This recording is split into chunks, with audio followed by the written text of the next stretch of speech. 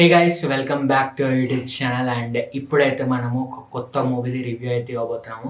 కొత్త మూవీ అంటే almost 2 weeks అయిపోయింది మూవీ రిలీజ్ అయిపోయి.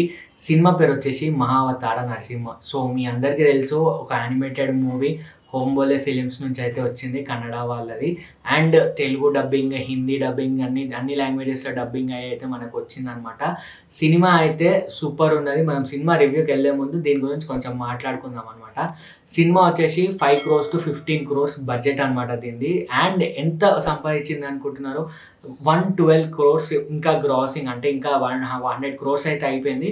ఇంకా వస్తున్నది అనమాట. లైక్ ఆ క్రేజ్ అట్లనే ఉంది. లైక్ సినిమా థియేటర్స్ కూడా ఫిల్ అవుతున్నాయి.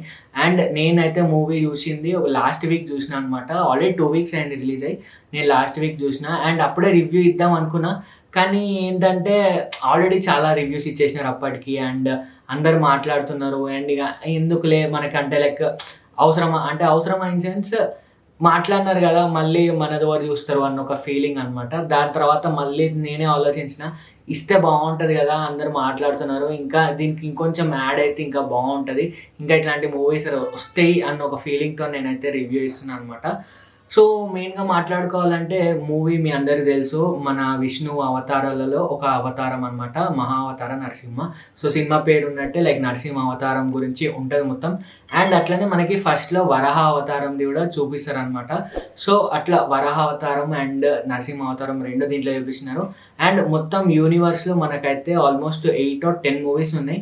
సో లాస్ట్ వచ్చేసి 2037లో మహావతార కల్కి పార్ట్ 2 అనమాట. కల్కి పార్ట్ 1, పార్ట్ 2 ఉన్నది. సో మొత్తం అవతారాలన్నీ చూపిద్దాం అనేది అనుకున్నారు. And it's nice thought, plus యానిమేషన్లో చూపిద్దాం అనుకున్నారు. అది ఇంకా అసలు ఇంకా మంచి థాట్ అనమాట. సో ఆ థాట్కి అవన్నిటికీ ఒక సెల్యూట్.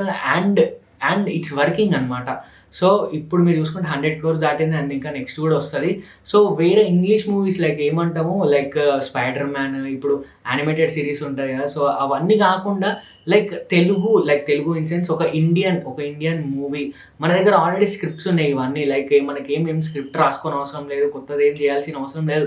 ఎందుకంటే మన దగ్గర పాతది రామాయణము, మహాభారతము, సో మిగతా విష్ణు అవతారాలు, ప్రతి ఒక్క సినిమా తీసిన అసలు చాలు. అండ్ ఇంకా వేరేవి చాలా ఉన్నాయి మనం చెప్పుకోవాలంటే. ప్రతి ఒక్క స్టోరీ మనం తీయొచ్చు. అండ్ అదే ఇది వీళ్ళు చేస్తున్నారని అనాల.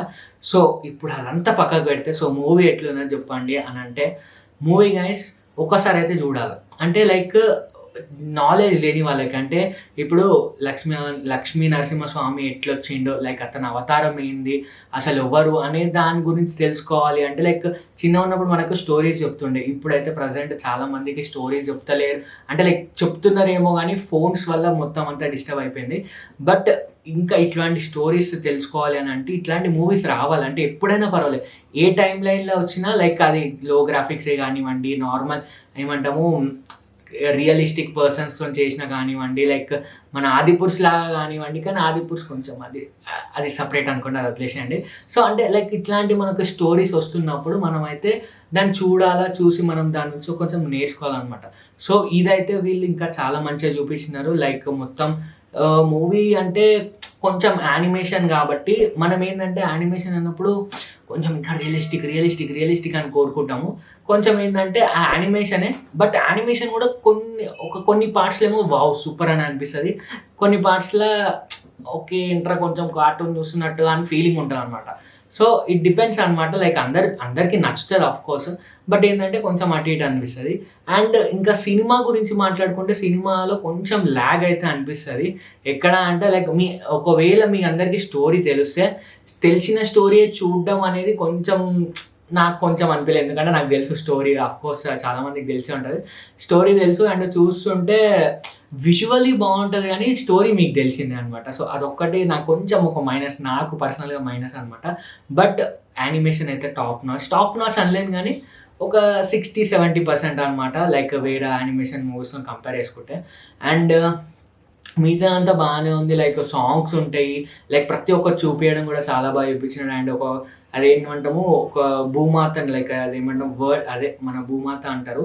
సో అది చూపియడం కానీ ఫస్ట్‌లో స్టార్టింగ్‌లో అండ్ దాని తర్వాత లైక్ ఫైట్ కానివ్వండి, ఫస్ట్ ఫైట్, లాస్ట్ ఫైట్ అసలు ఆ లక్ష్మీ నరసింహస్వామి వచ్చినప్పుడు ఆ ఫైట్ అయితే అబ్బబ్బబ్బబ్బో! మైండ్ బ్లోయింగ్ అంటే చెప్తున్నా కదా!